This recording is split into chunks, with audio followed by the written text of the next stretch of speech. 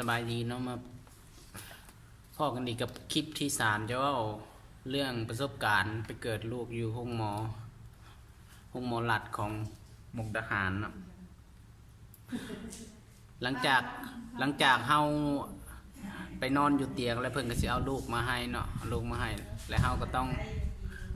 พยายามเอาลูกให้กินนมแม่หั่นแหละซึ่งเป็น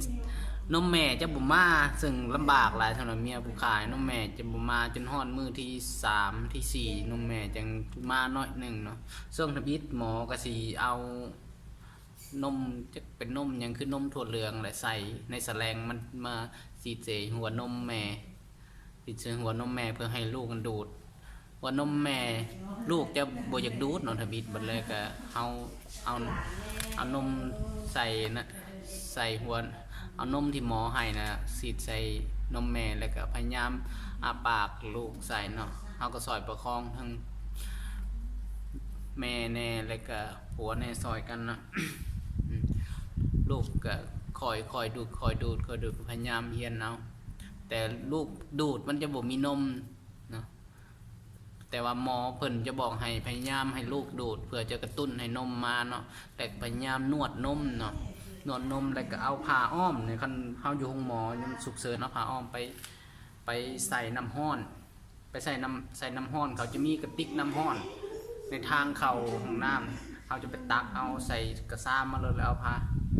ไปสูบน้ำร้อนแล้วมาห่มนมเมียเขาแล้วก็พยายามนวดเพื่อว่าให้แป้งนมมันแตกนมจะได้มาแล้วเขาหมอเพิ่นจะแนะนำอยู่ตลอดว่าเขาต้องกินน้ำให้ได้3ตุกใหญ่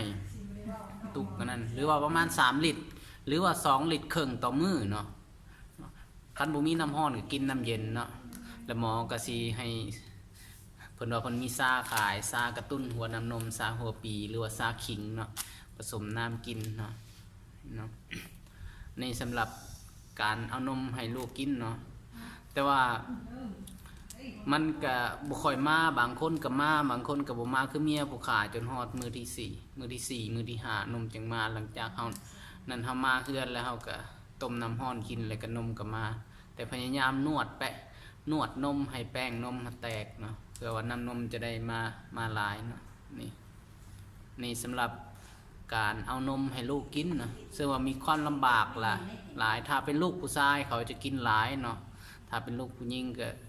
น่าจะบ่กินหลายซ้ำลูกผู้ชายเนาะ บัดนี้ต่อไปจะว่าเรื่องการเสร็จก้นลูก